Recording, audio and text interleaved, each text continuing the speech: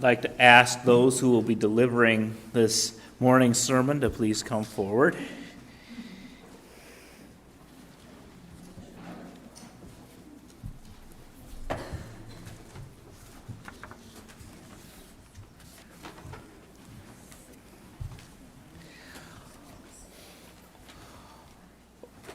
Over 30 years ago, in 1972, Studs Terkel wrote a book, or I should say not necessarily wrote, but listened to a lot of people around this country, listening to what they loved and hated about their jobs. That oftentimes I spend in my job trying to crank out 8 pages. This week, I was trying to edit 589 pages down to 10. But some of the reading might have the era of 1972 with it, but that idea of who we are is often defined by what we do, and that we need to look at how we spend our time. And sometimes our time at work is spent there in order to do goals in our lives that are outside of work. And other times our work is our profession and our idea of who we are, and we don't know what to do when we have time off or when we retire. And so I ask you to listen to this variety of people. It might touch on some of the things that you feel about your work, some of the things that you need to think about as you celebrate this Labor Day. The actors will just go into character, and we'll start out with Aunt Catherine Hayes.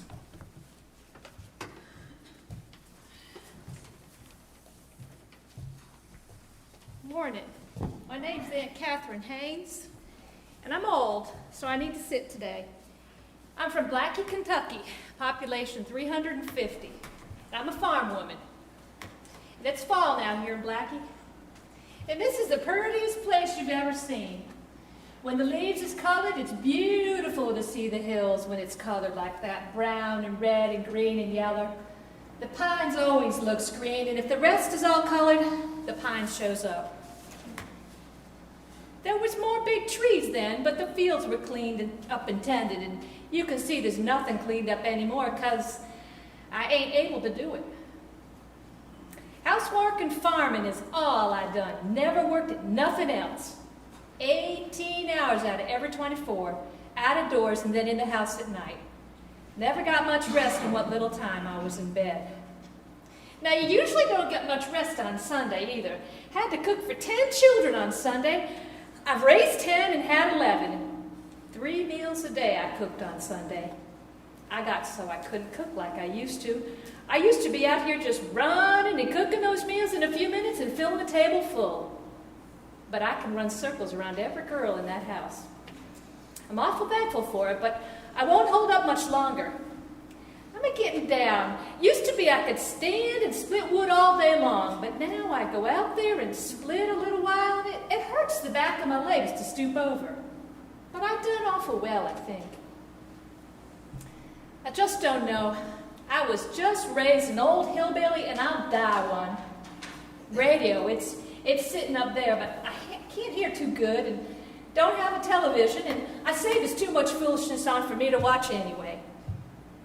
I hear a little about Vietnam, and I study a lot about it, but I have enough to worry on my mind. What was to be would be. Now, I don't guess I have a grandson in Vietnam now. Terry's boy, I actually don't know if he's out of Vietnam or not. There wasn't much to think on when you didn't have an education, and I didn't get half through the 3rd reader, so I got no education at all, and only 5 months of school, and I just quit out until they got the father saved, and then it got so cold I couldn't go back. I'm just a flat old hillbilly, and that's the only way I know to talk, and the only way I'll ever try to talk. There was 15 in the family, and we were raised in a log house. And there wasn't a window in the house. And if we seen how to do anything in the winter, we done it by firelight. There wasn't even a kerosene lamp. And we had to keep the door open regardless of how cold it was. And if you needed to work at something, we either done it by the light of the fire in the grate or just opened the door. We always kept a good fire. But that was the way I learned to write. I'd get me a piece of clay dirt out of the cracks and write on the side of the log house. I couldn't write a line when I was going to school. Now that's the truth.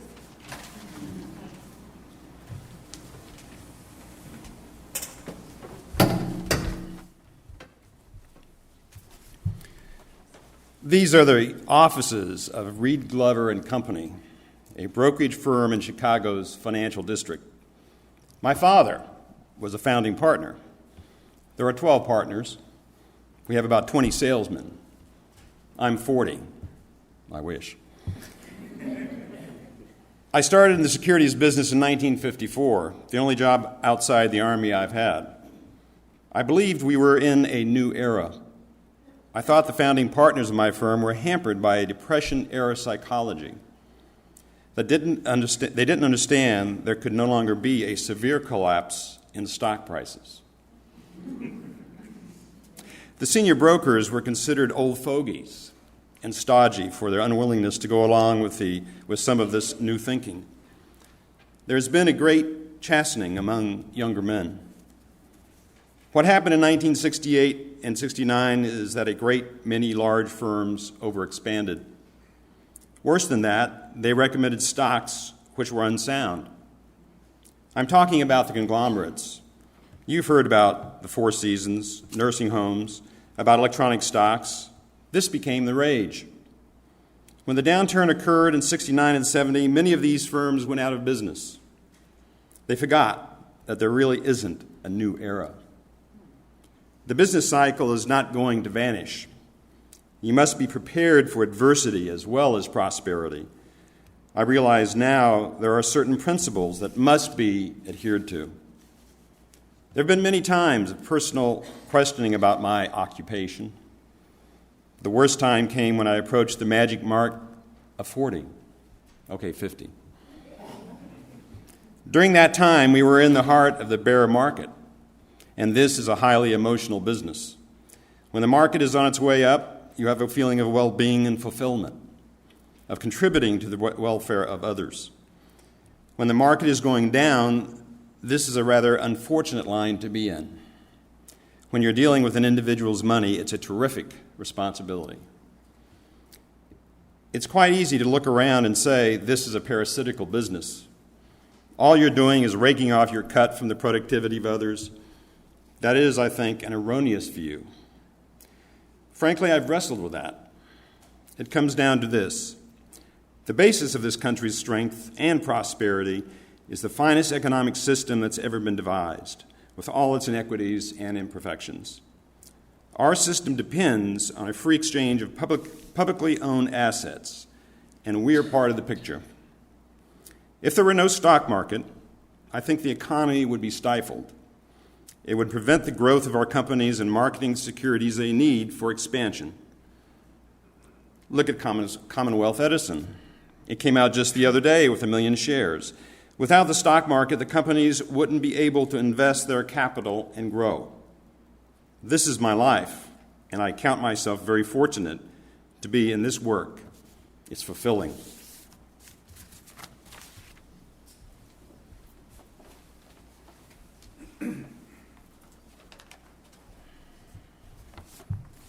I wish I were this man. I get up about noon. I would only consider myself outside the norm because of the way other people live. They're constantly reminding me I'm abnormal. I could never bear to live the dull lives that most people live, locked up in offices. I live in absolute freedom. What's wrong with making a living doing something interesting? I wouldn't work for anybody. I'm only working for me. Oddly enough, jazz is a music that came out of the black man's oppression, yet it allows for great freedom of expression, perhaps more than any other art form. The jazz man is expressing freedom in every note he plays. I know a good musician who worked for Lawrence Welk. Man must have been in terrible need of money. It's regimented music. It don't swing, it don't create. It doesn't tell the story of life. It's just the kind of music that people who don't like music would buy. I've come to love my work. It's my way of life. Jazz is a luxurious kind of music. I quit playing for a year. I met a very rich woman. We went to South America to live. We had a house by the sea. I never realized how one could be so rich and so unhappy and so bored. It frightened me, but I did need the year off. When I came back, I felt fresh. I want to play for the rest of my life. I don't see any sense in stopping.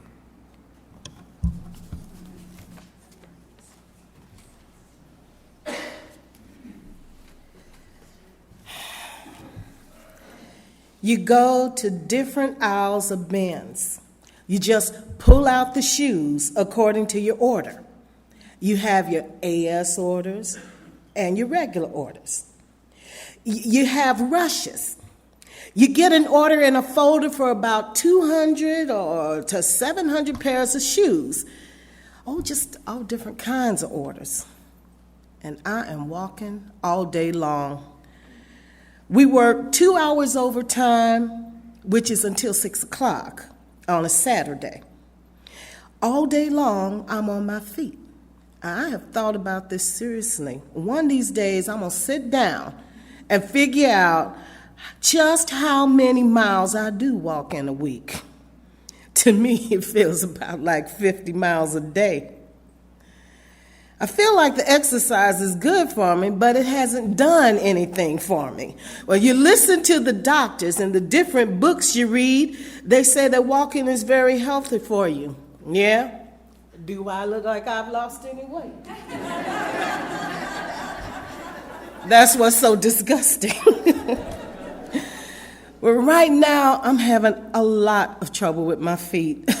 Cement is bad on your feet anyway, and the whole building is cement floors.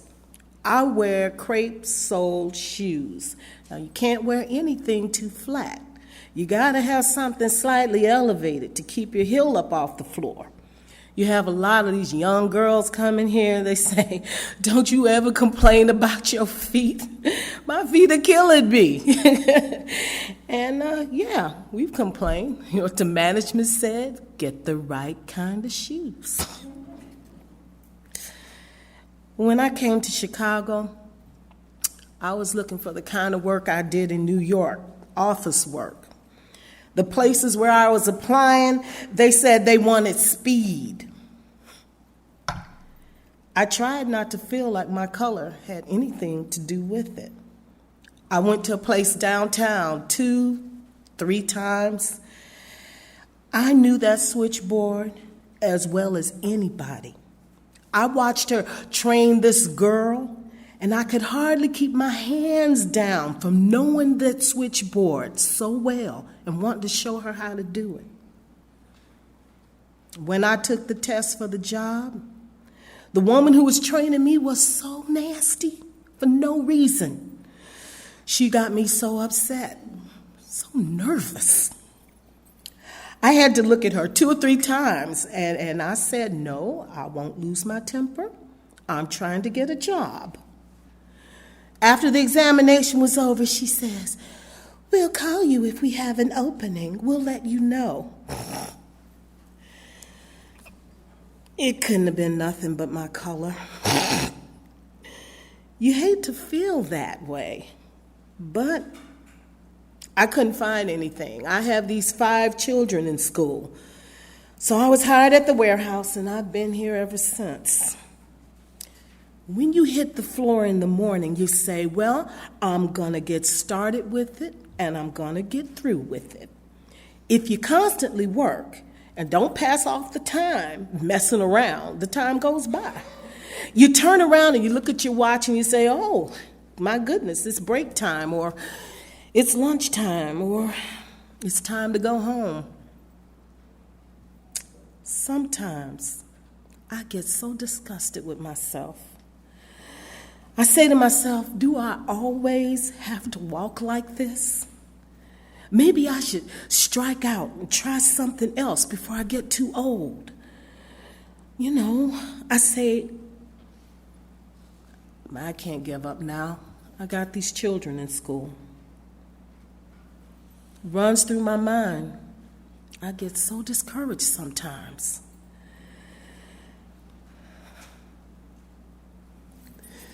What I'd like to do is work with small children. I've thought about it several times. I could open a little nursery with 1 or 2 children. That's what I really like to do. That's been my real hope in life.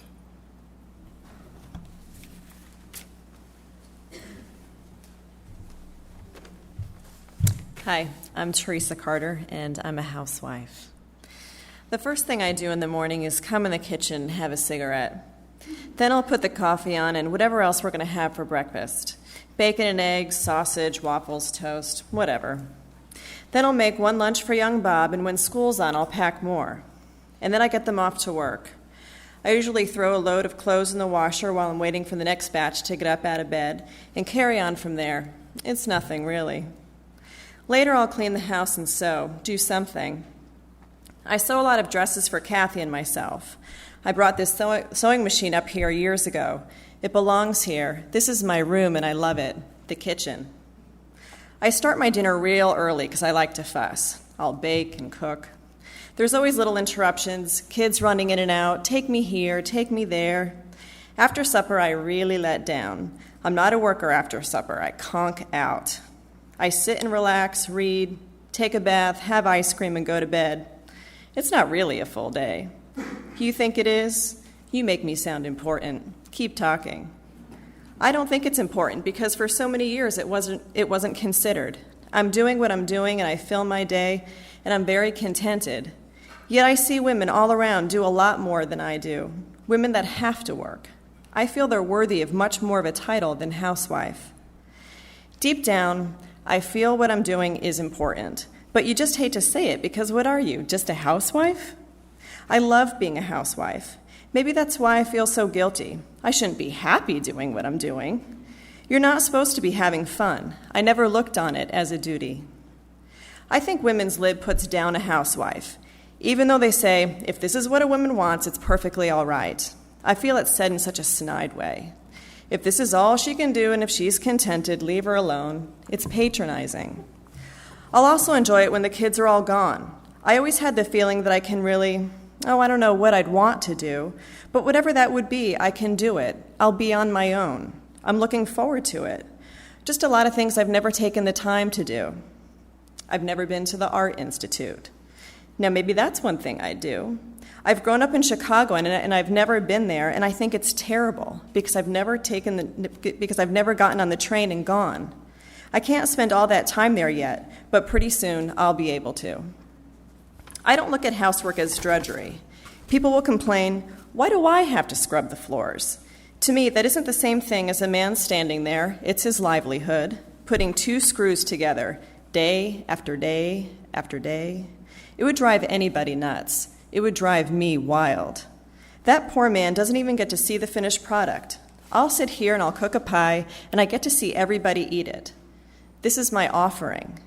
I think it's the greatest satisfaction in the world to know that you've pleased somebody. Everybody has to feel needed. I know I'm needed. I'm doing it for them, and they're doing it for me, and that's the way it is.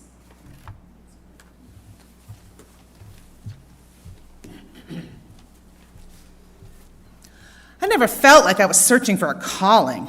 Circumstances made me look around and keep right on looking. Over the last years, I've been fired 16 times. I'd have to dig up all my records to tell you all the jobs I was fired from. I grew up in a devout Irish Catholic family. By the time I was 18, I decided to be a nun. I wanted to be a doctor too, so I found a religious order, the Medical Mission Sisters. I was never assigned to a hospital.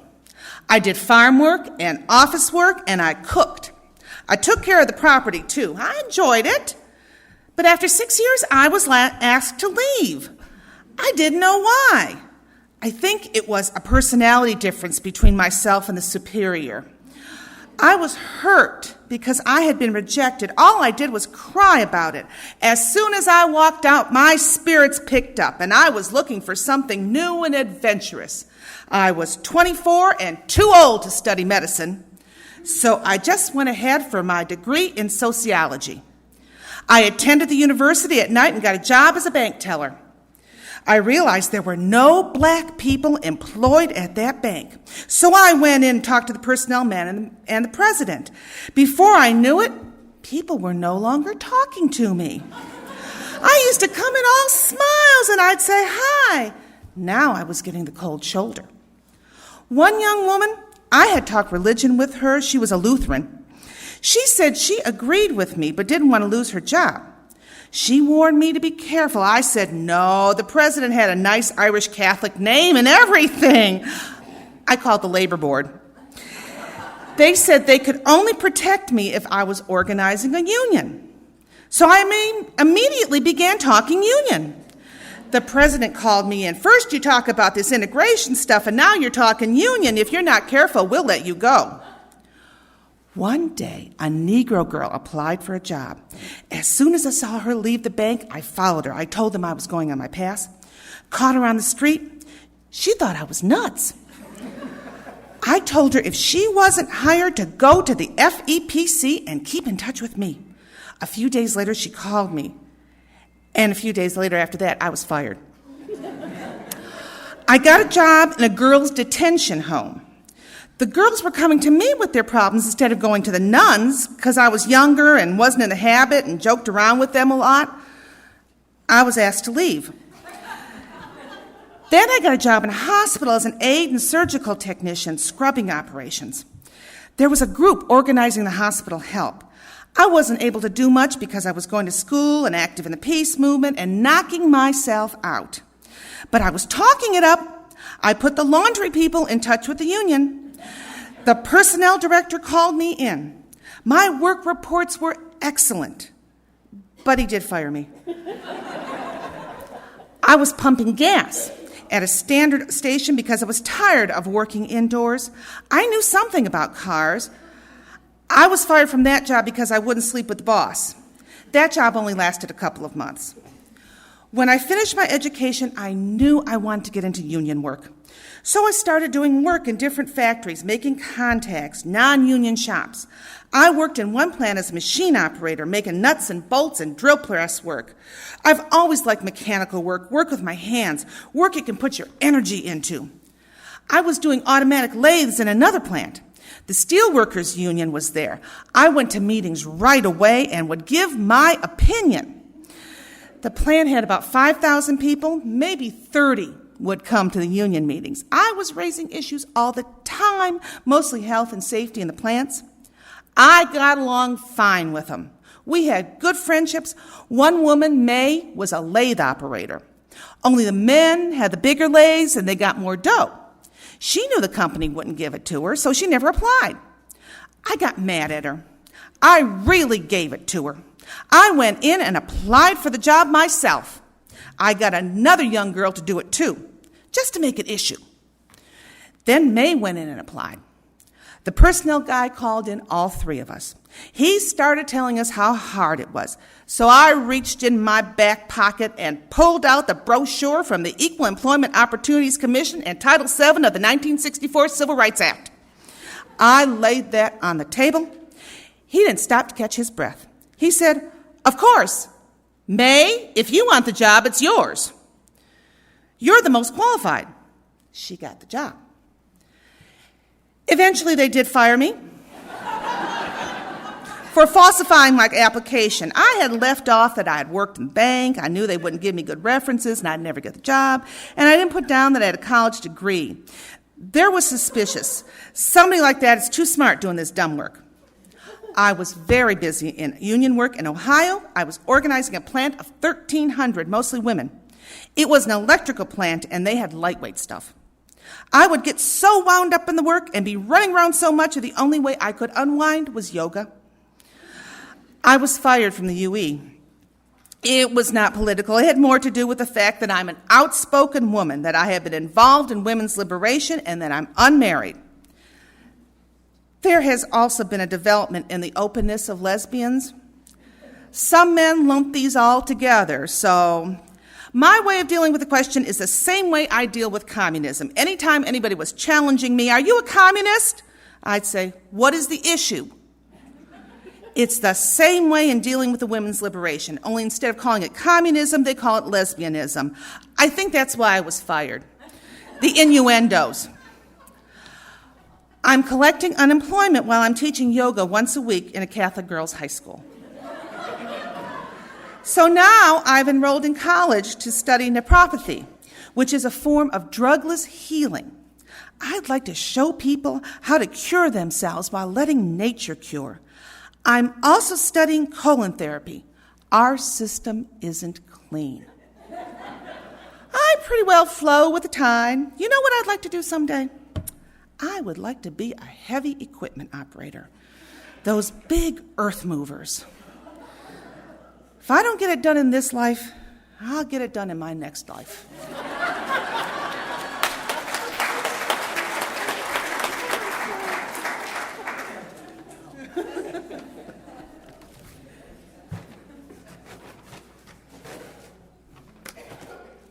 My name is Hub Dillard. There's no job in construction which you can call an easy job. I mean, if you're out there eating dust and dirt for 8-10 hours a day, even if you're not doing anything, it's work just being there. The difficulty is running a crane.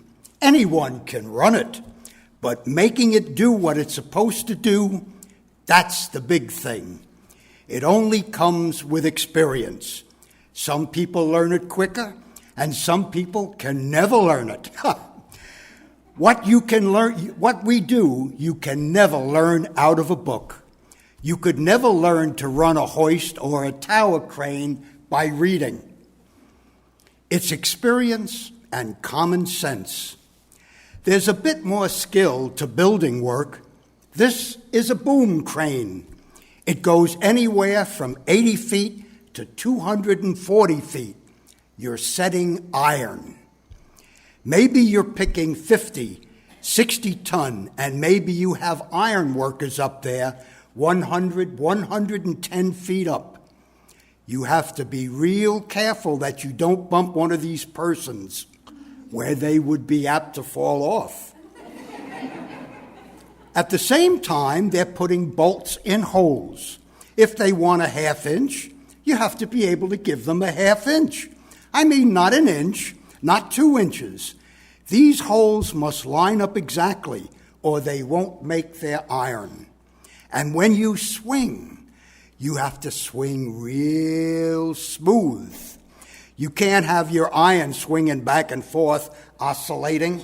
If you do this, they'll refuse to work with you because their life is at stake. The average age of the working man regular is about 72. The average crane operator lives to be 55 years old. They don't live the best sort of life. There's a lot of tension. We've had an awful lot of people have had heart attacks. Yeah, my buddy. Before I had this heart attack, I sure wanted a drink. Sure, it relaxes. You're tense and most everybody will stop and have a beer or a shot. They have a few drinks and then they go home. There's a lot of times you have to take another man's word for something, and a lot of people get hurt. I was hurt because I took another man's word. I was putting my crane on a lowboy, the tractor that hauls it. This foreman told me to swing the stub section of the boom from the front of the lowboy to the back. I said, couldn't be done. He said it's been done a number of times. The lowboy wasn't big enough for the crane, and the crane went over backward. They had some extra weight on the back of the crane, which is an unsafe practice. When the crane went over backwards and threw me out, a 500-pound weight went across my leg and crushed my ankle and hip. I was in the hospital, had 3 operations in my leg, and was out of work for 18 months. There's a certain amount of pride. I don't care how little you did. You drive down the road and you say, I worked on this road. If there's a bridge, you say, I worked on this bridge. And if there's a building, I worked on this building. Maybe it don't mean anything to anybody else, but there's a certain amount of pride knowing you did your bit.